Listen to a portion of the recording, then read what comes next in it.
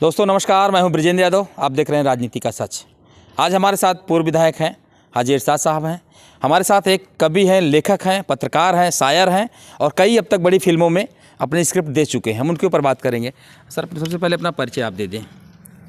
Sir, मेरा नाम इम्तियाज़ हुसैन है, जो फ़िल्मी नाम है। पूरा नाम तो सैयद इम्तियाज़ हुसैन है जी, मगर फ़िल्मी इम्तियाज़ हुसैन है। मैंने बहुत सारी फ़िल्में लिखी हैं। मेरी पहली फ़िल्म थी परिंदा, जो 89 में रिलीज़ हुई थी। विधु विनय चोपड़ा ने डायरेक्ट की थी। उसके बाद वास्तव है, अस्तित्व है, इस रात की सुबह नहीं है, ग़ुलाम मुस्तफ़ा है। शाहरुख की पहली फ़िल्म दिल आशना है मैंने लिखी है। शाहरुख साहब जब आए थे तो हमारे सामने खड़े रहते थे, इज्जत देते। शाहरुख खान जी, आज उनके सामने लोग खड़े हैं। हम भी खड़े रहेंगे उनके सामने, मगर गले वाले मिल लेते हैं जब मुलाकात करते हैं तो खैर लिखी हुई है, 15 फिल्में लिखी हुई है। एक बड़ा ऑनर सरकार की तरफ से भी हमको मिला हुआ है। 2018 में हम ज्यूरी थे नेशनल अवार्ड्स के लिए और साउथ पैनल के चेयरमैन थे, जिसमें बाद में शेखर कपूर थे हमारे सीनियर। तो वैसे सरकार ने भी बड़ी इज्जत दी हुई है हमको। भाजपा सरकार इस समय जो केंद्र में। जी सर, 2018 की बात हम कर रहे हैं। अशोका होटल में ठहराया था उन्होंने। स्मृति ईरानी थी उन दिनों, कल्चरल मिनिस्टर थे शायद। बड़ी इज्जत दी थी उन्होंने। मतलब जो बस बात सच है वो बात हम कह रहे हैं। बाकी तो फिल्मों का सफ़र है वो अब तक शुरू है। थिएटर से कनेक्टेड रहे हैं। अच्छा। पहले तो एक प्ले हमने किया था, डेथ ऑफ अ सेल्समैन जो था, उसका एडेप्टेशन। अच्छा, इस समय जो आप देखें, आप जो परिपाटी चल रही राजनीतिक में। जी सर। इस समय क्या अभिनेता, क्या नेता, क्या कलाकार सब परेशान है कि सत्ता कैसी चल रही है। कैसा लग रहा है आपको इसमें? देखिए, सत्ता तो हमेशा बदलती रहती है। अब तो लेकिन बदलने वाले नहीं दिख रहे। नहीं, ऐसा नहीं है। परिवर्तन संसार का नियम है। कैसे? जो आज है वो कल जाएगा, जो कल था आज चला गया। हम तो गीता की बात कर रहे हैं। परिवर्तन संसार का नियम है, तो परिवर्तन तो हो गई।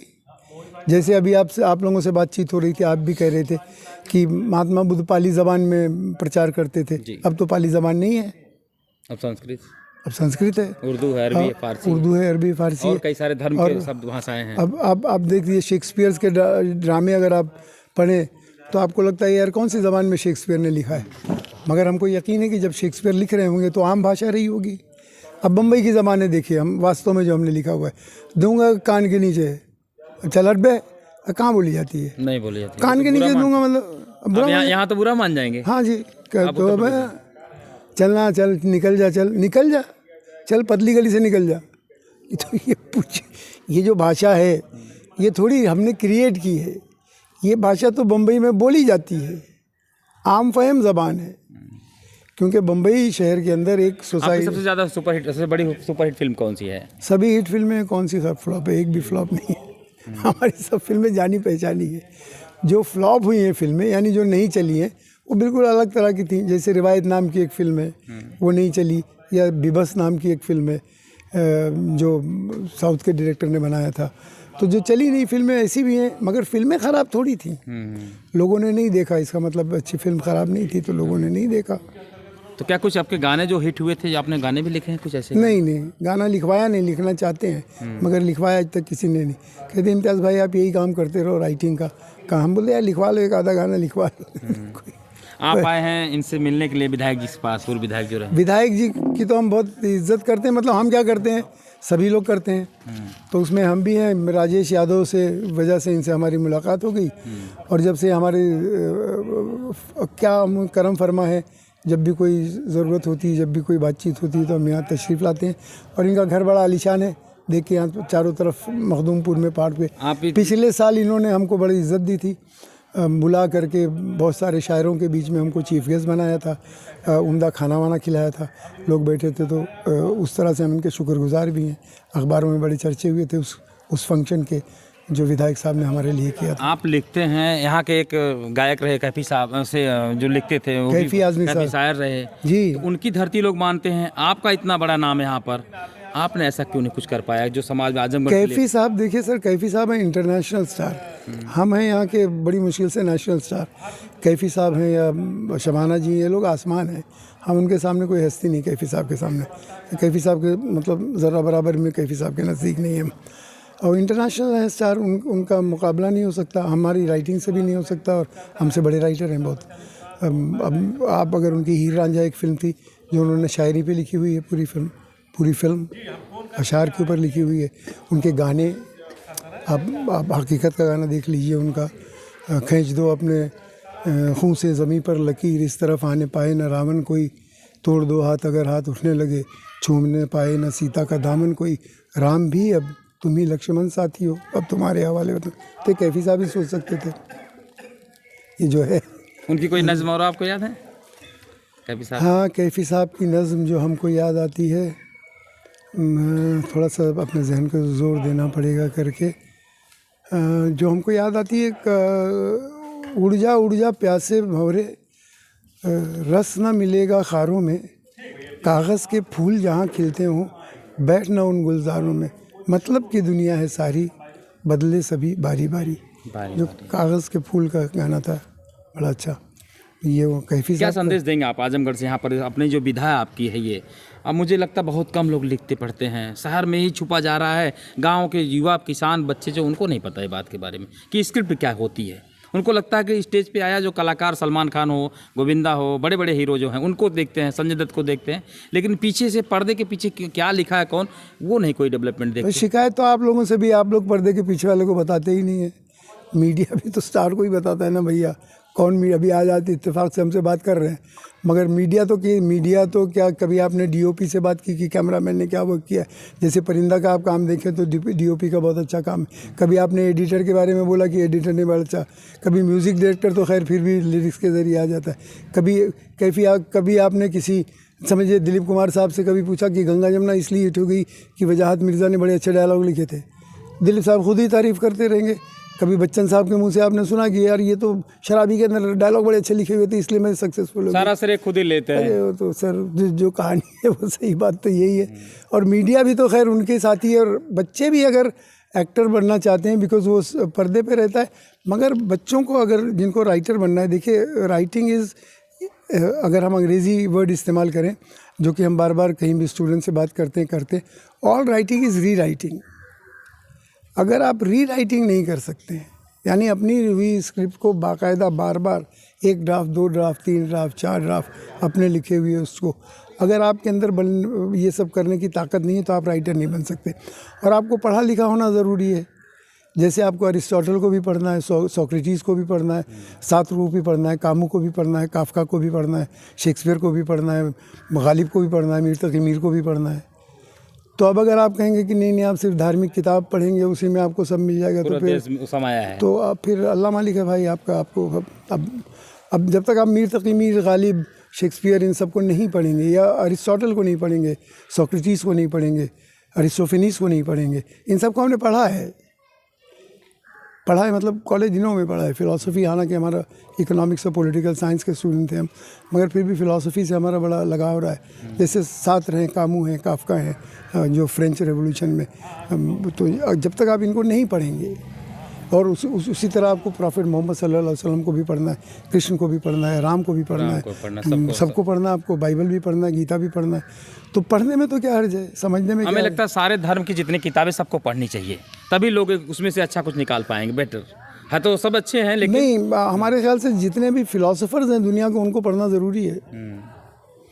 यानी जो प्रायर टू इस्लाम या प्रायर टू मतलब ईसा मसीह के आने से पहले और उसके बाद भी, ये सब तो अरिस्टोटल वगैरह तो कब के हैं, अरिस्टोफेनीस,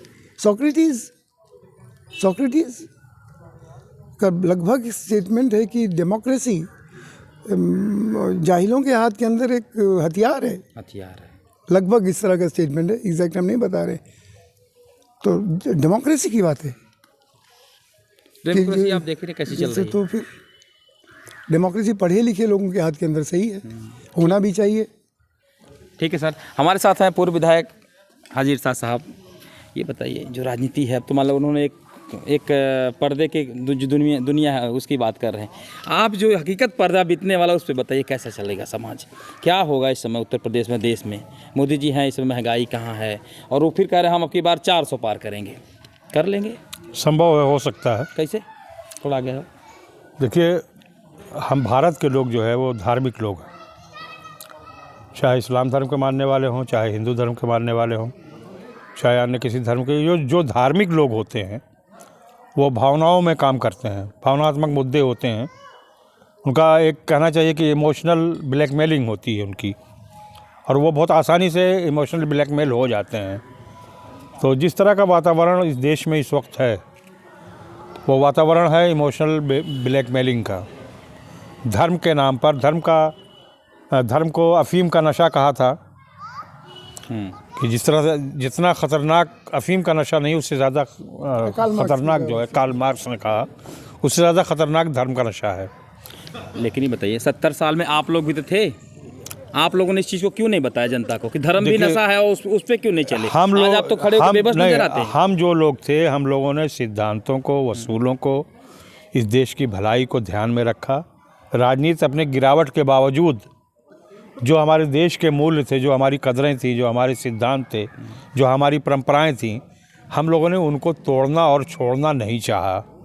मौजूदा जो लोग सत्ता में बैठे हुए हैं, उनकी निगाह में केवल सत्ता और शासन है, केवल हुकूमत करना है, देश के लोकतंत्र को मैं कहना चाहूँगा कि हाईजैक करना है, और हाईजैक कर लिया गया है। तो उसके लिए ये अफ़ीम का नशा जो धर्म का मिसयूज़ है, उसके नाम पर ब्लैकमेलिंग हो रही है, और इस वक्त ये नशा अपने चरम पर है। मोदी जी भी नशा का नाम नशेड़ी कह रहे हैं उत्तर प्रदेश में या देश में, नशेड़ी युवाओं को पाल रहे हैं। मुझे मोदी जी से कोई विरोध नहीं है। मन से क्या प्रधानमंत्री शोभा देता है? ना मोदी जी से विरोध है, ना मोदी जी की पार्टी से विरोध है। मुझे विरोध उनकी जन विरोधी और देश विरोधी नीतियों से है। अब क्या कहते हैं क्या नहीं कहते, वो तो पूरी देश की जनता अगर उसकी एनालिसिस करे तो उसको पता लग जाएगा। बेरोज़गारी ख़त्म कर रहे थे, बेरोज़गारी पर्चा बार लीक हो रहा है, बेरोज़गारी बढ़ करके अपने चरम पर पहुंच गई। भ्रष्टाचार ख़त्म करने की बात कर रहे थे, भ्रष्टाचार अपनी सीमाओं को पार कर चुका। विदेशों से काला धन वापस लाने की बात करते थे, कोई काला धन वापस ना आकर के बल्कि देश का जो धन था वो भी विदेशों में चला गया। देश के महिलाओं को और बहू बेटियों को सम्मान देने की बात करते थे, वो सम्मान भी देश के लोग देख रहे हैं। तो मोदी जी ने जो कहा उसको कर दिखाया। वो क्या कहते हैं क्या करते हैं वो सारा देश मतलब देख रहा है। करने में आपको फर्क नजर नहीं आया? नहीं, बिल्कुल नहीं फर्क। उन्होंने कहा था कि हम चरम पर पहुंचाएंगे, चरम पर पहुंचा अभी एक दिया। शब्द उनका बाकी है, झोला उठा के चल पड़ूंगा। झोला उठा के चलने वाले मन ही से चौराहे से कह झोला उठाकर चलने वाले ही समय का इंतज़ार इस देश के लोग, जो इस देश की परंपराओं को, इसकी मान्यताओं को बाकी रखना चाहते हैं, जो सिद्धांतों पर चलना चाहते अच्छा, हैं। राहुल गांधी के बारे में आप क्या सोच रहे हैं? जो बेचारा पैदल यात्रा कर रहा है, बेचारा पद बिहार राज्य की गलियां जिले जिले खांच रहा है अपने पैर से। देखिए, सत्य ये है कि मैं बाई बर्थ कांग्रेस का विरोधी था। मैं बाई बर्थ पैदाइश से जब तक मुझको होश आया, अपनी शिक्षा से लेकर के आज तक मैं कांग्रेस का विरोधी था। लेकिन पहली मर्तबा मैं अगर किसी नेतृत्व से, किसी नौजवान से अगर प्रभावित हूँ भारत की राजनीति में, तो वो राहुल गांधी है। क्या बात कर रहे हैं आप?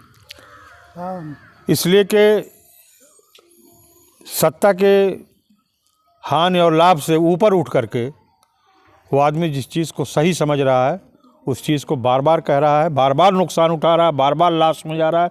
उसके बावजूद वो अपने सिद्धांतों पर और अपनी विचारधारा पर कायम है, और तन्हा आदमी है जो भारत में इस वक्त इस देश को के लोकतंत्र को और संविधान को बचाने के लिए लड़ रहा है।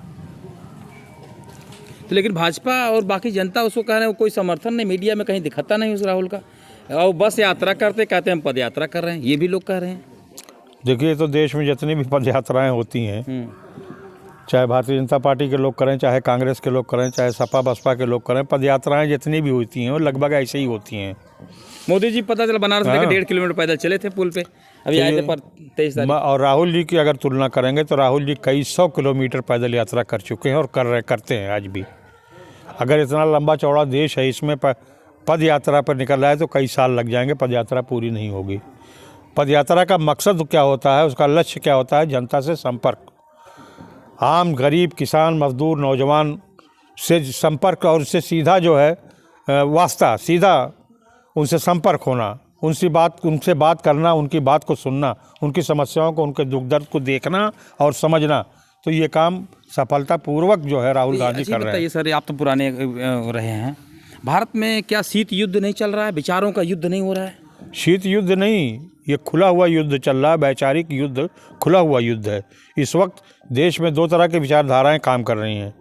एक वो विचारधारा है जो देश के लोकतंत्र को ख़त्म करना चाहती है, जो देश के संविधान को ही अस्वीकार कर दिया है, जिसने दूसरी वो विचारधारा है, उसके लोग हैं जो उस संविधान को और देश की परंपराओं को बचाना चाहते हैं। ये गांधी और नेहरू का देश है, ये नानक और मोइनुद्दीन चिश्ती का और रैदास का देश है।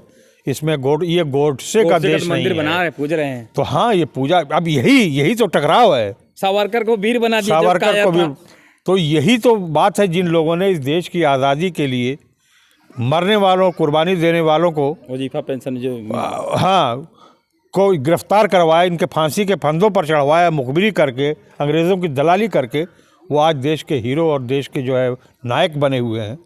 तो अब इस पर यही तो युद्ध हो रहा है, वैचारिक युद्ध यही है। तो आप लोग अपने आप कहाँ खड़ा पा रहे हैं इस समय? हम लोग वहीं खड़े हैं। हम लोग देश के परंपरा को, इसके सिद्धांतों को, इसके वसूलों को, भारत के सेकुलरिज्म को, भारत की धर्मनिरपेक्षता को। भाजपा को तो सेकुलरिज्म से नफरत है, कहती है सेकुलर क्या है ये। तो भाजपा से हमारा बराबरी की बात भाजपा नहीं करती, वो तो धर्म के हिसाब से आपको ऊपर नीचे करती है। हमसे तो हमारा सही है ना सर? भाजपा से विरोध भी तो इसी बात का है।